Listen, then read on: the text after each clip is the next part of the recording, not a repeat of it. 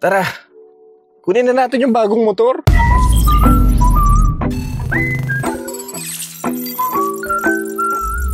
Actually, may bagyo ngayon eh. Super Typhoon ang pangalan si Karina. Pero ganun pa man, walang makakapigil sa pagkuha natin ng motor. Kasi tagal na nito eh. Sa mga taga-subaybay po sa channel, kung naaalala nyo, meron po akong Kawasaki ZX-6R. Yun yung ni-rebuild natin. Binenta ko kasi papalitan natin ng mas relax, medyo upright yung riding position. At simple gamitin, hindi komplikado. Ngayong araw, kunin natin yung motor na yun. Teka, may RFID diba ako? Mayroon. Honda Elite Motorbike Corporation Flagship Shop. Ba ng pangalan? Ayon sa Waze, mayroon pa tayong 33 minutes. Pero ngayon medyo umupa na yung ulan eh. Kahapon tsaka kaninang umaga, non-stop to eh. Teka, bukas kaya itong pagkukunan natin ng motor. May mga shop ngayon na nagsara eh dahil sa bagyo. Hindi ko na-contact tong branch na to. Sana bukas ang Honda Elite Santo Tomas. Sayang ang punta natin kung ganun. Nag-text. Bukas daw. Yun. Kapag nakakotse ka, pag tumitingin ka sa paligid mo, parang ang bilis-bilis na ng takbo mo, no? Pero pag tumingin ka dito sa speedometer mo, 80 lang naman yung takbo mo. Sa motor, yung 80 km per hour. Parang wala lang eh. Sabi nga nila, kapag nakakotse ka, para kang nanonood ng pelikula. Kapag nakamotor ka naman, ikaw yung nasa pelikula. What?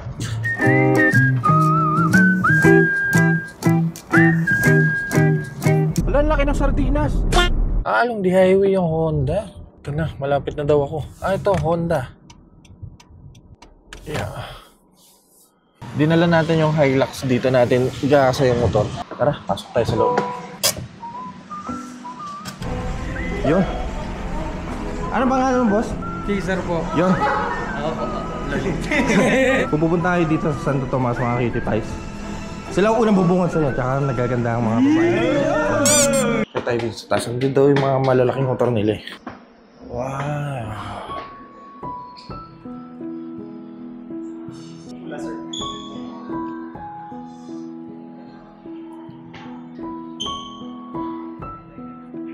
Nice. Mga kitty pies, ito ang kukunin nating motor. Mayroong mga available stock dito, pero ito ay mukhang hindi e-clutch. Normal lang yung right side niya. Ito ay standard din. Meron siyang e-clutch dito, pero in color black, matte black. At may standard din dito na matte green.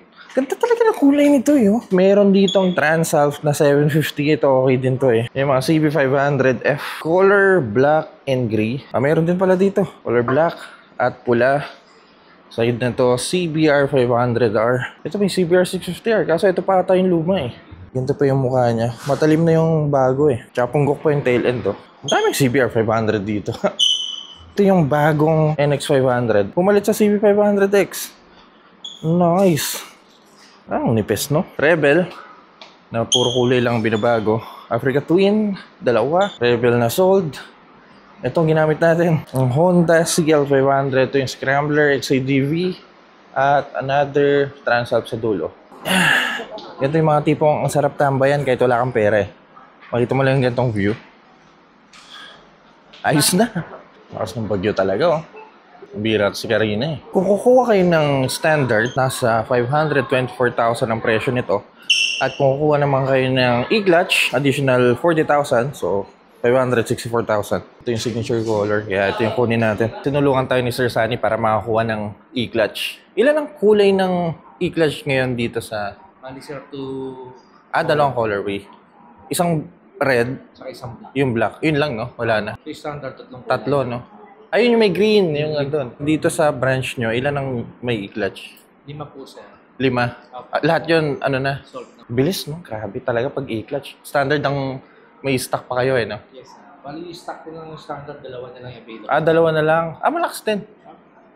Naka-reserve na rin po. Kung kukuha kayo ng mga big bikes dito sa Santo Tomas, Batangas, daming unit dito. Punta lang kayo, kasapin nyo. Or kontakin nyo, Sir Sonny. Grabe ka naman. Birthday mo ba? For stencil tsaka activation, no? Sige, sige. Guys, nananawagan lang ako sa mga magulang na dito yung activation area nila. Stencil lang yung bike. Kakapit yung battery. Itik wala pang battery. Kasi may nakita ako na nakalawit dito. Ayan, terminal. Hindi pa nakakabit. Ayusin lang para makarga na natin. Linis, tignan ng loob. May mga tools pala tayo eh. Kailang big bike ka na, sir. Pang ilang ko na ba ito? So ito libre nyo. Every purchase ng motor may ganito. No? Nice. Dalawang kulay lang. Dalawa lang. Hindi dito na lang sa may pula. Pwede ba to? Yes po. Libre tayo ng helmet. Ito rin kaya. Baka libre rin to ha. Dito sa baba ito yung mga lower CC na lang mga scooter, underbone. Meron pa rin pala nito. Akala ko wala na to. Supra GTR 150. Owner's manual natin, sir. Dito natin, sir, makikita yung maintenance tungkol sa motor, saka yung mga special features. Dito, sir, nakalagay yun lahat. Ang una natin, sir, gagawin, sir, sa motor is yung PDI o yung pre-delivery inspection, sir. Commonly, sir, ginagawa namin to once na bago release yung sir review. Ang battery natin, sir, is dito po siya located. Sa battery po natin, ang lifespan po niya 2 to 3 years. Yun po, yung battery natin is consumable parts. Ibig sabihin, sir, wala po siyang warranty. Unless, sir, kunwari ngayon, kinabukasan na lobat kagad, po pwede mo siyang i-avail ng warranty within kinabukasan lang. Pero within a week, tapos di mo nagamit, cost na ni customer yun kasi hindi niya nagamit, nalobat yung battery. Clutch lever natin, sir, ito, sir, naka-manual pa rin tayo, sir, pero yung special features natin dito, yung tinatawag natin, sir, na bago kayo 650 natin, yung Honda e-clutch, ano po. Tire pressure naman po natin dito is 36 PSI at 42 PSI. Engine coolant natin, sir, sa pag-check po ng engine coolant, dito naman po siya nakalagay. Dito, sir, yung monitoring natin, sir, sa engine coolant. Kailangan, sir, pag mag-check tayo, sir, ng engine coolant, kailangan po naka-center po yung motor natin, hindi po naka-side start. Engine oil naman natin, sir, ang capacity po nito is 2.6. 2.6 liters po siya, pagkasama pong pinalitan yung fuel filter, oil filter natin. 2.4 naman po pag hindi na siya pinalitan. Ang accessories to, sir, is yung tools dito kanina, sir, na nakita natin. Double check natin, sir, yung tools. Ayan. Sir, yung tools natin. Dito rin, sir, meron din tayong USB Type-C port. Ito po, yung nasa ilalim na to. Pwede kayo, sir, maglagay ng cable dyan, sir. Start engine. Sir, start natin, sir, yung engine. Kayo, sir, mag-start. Sir, ito components.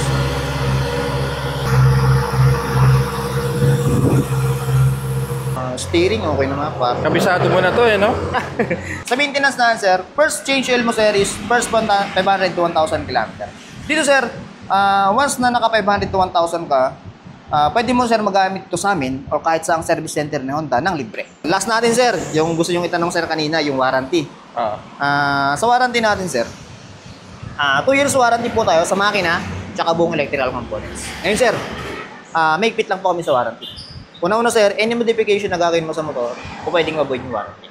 Ngayon, sir, sa any, sir, na yun, kahit ano po, pwedeng ma-void. Ibig sabihin, sir, pwede. Hindi siya mawawala kagad. For example, sir, yung sinabi mo kanina, yung pipe. Nagpalit ko, sir, ng aftermarket na pipe. Nagkaroon ng problema, sir, yung engine. Pwedeng ma-void yung warranty natin. Ngayon, sir. Next naman natin, sir, kung hindi naman, sir, related yung pipe na minodified natin, tapos nagkaroon ng ibang problema yung mga electrical components natin, pwede pa rin na siyang, sir, ipasok ng warranty. Unless related parts, sir, yung minodified natin, pwede po tayong maulat ng warranty. Isa pa, sir, pinagawa mo, sir, sa mga shop lang, sa mga hindi trust na service center ni Honda, tapos nagkaroon ng problema, nasira, tapos binalik mo sa amin, sir, para i-warranty yung unit, pwede rin pong mawalan tayo ng warranty. Isa pa rin, sir, ginamit mo, sir, sa karera yung unit. Pinangarera mo, huwag naman sana, nagkaroon ng problema, pwede rin tayo, sir, mawalan ng warranty. Ayun, sir, napuputpud, sir, mga brake pads, is wala pong warranty. Lahat po ng consumable parts ng motorcycle natin is wala pong warranty. Thank you rin, sir. Yun, thank you, sir. Ito, Thank sir, you, thank kopya you. po namin to. Okay na, sir? Okay na. Pwede na ikasata? Pwede na po. Malaking tulong to.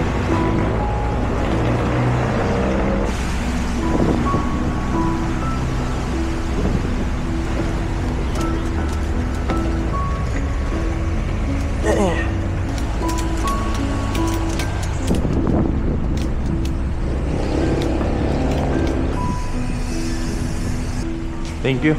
Thank you marami. Okay, tayo ay mag-exit sa Montorbina to. Tayo na Cavite. Lagyan natin sa garahe yung CB. Bagong lineup. Yan na naman ang ulan. Unahin natin sila para makita natin yung motor.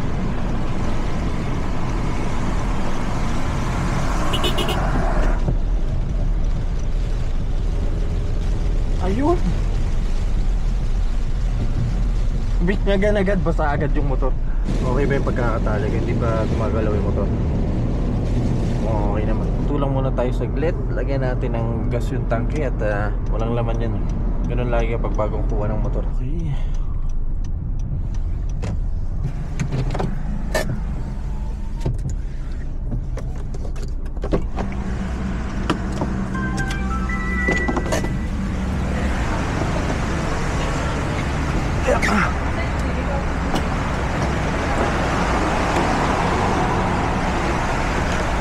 kita, boss. Okay.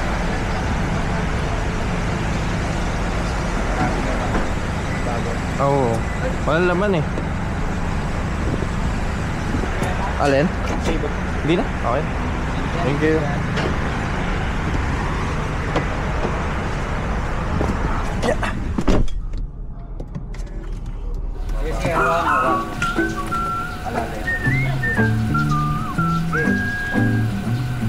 Tuloy mo tayo dyan ka dito o kaya importante. Wala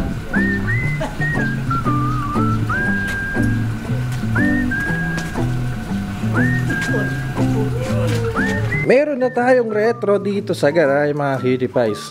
Additional sa mga lineup na nandito ngayon. Pero this time, Honda naman tayo. Well, meron akong PCX dito na scooter. Pero pagdating sa malaking motor, ito ang unang beses na mag-Honda ako. Okay din yung tsura niya eh. Medyo madumi lang kasi tinesting natin kanina. Basa kasi yung kalsada at nag-uulan. Itong fender sa likod mukhang hindi ko natatanggalin. Kasi kapag ginawa ko yun, magmukhang maliit yung motor. Magiging maiksi yung motor. Pero kasi etong bagong version, hinabaan nila yung tail section eh. Para siguro mas maganda tignan kapag naka-fender eliminator, pero mag-i-stick ako dito sa stock fender niya. Dito sa gulong mukhang papalitan ko to, hindi ko pa sure. Napansin ko sa kanya, wala siyang lagay ng spools. Baka bumili na lang ako ng paddock na dito kinakalso o bumili tayo na aftermarket na para bang spools. Kumbaga may extension dito. Maghanap na lang tayo. Exhaust, hindi ko lang kung papalitan natin. Tahimik pa to, panigurado. Like-stick tayo sa pula kasi mas prefer ko yung mga flagship color ng mga brands eh. Dahil Honda to, syempre pula. Kapag Kawasaki, green. Kapag nagyamahan naman tayo, panigurado, blue. At wala tayo ibang option. Kung black yung pipiliin natin, masyado ng common. Actually, common din naman to sa CB, pero nakakaapat na black na big bike na ata ako eh. So para maiba naman, pula. Of course, ang e-clutch ang dahilan kung bakit kumuha ako ng CB. Sarap sa feeling, man. Ano kayang papangalan ko sa'yo? Nagkaroon na tayo ng mojito, kaluwa, tapos itong si Soju na 610 RP6 na tequila, at dito sa pula. Ano kaya? Let me know in the comment section kung may naisip ba kayo mga cutie pies. Sana abangan nyo yung magiging biyahe namin itong si CB650R. Wala pa siyang pangalan eh. At next content, subukan natin gawa ng review. Kaya mga cutie pies, kung nag-enjoy kayo sa video na to, kindly leave a like, at kung mahilig kayo sa mga ganitong content, huwag kayong mag-alala. Dahil nasa tamang channel kayo, so make sure to press that subscribe button dyan sa baba. Dahil linisin ko lang at napakadumi. At see you sa next content.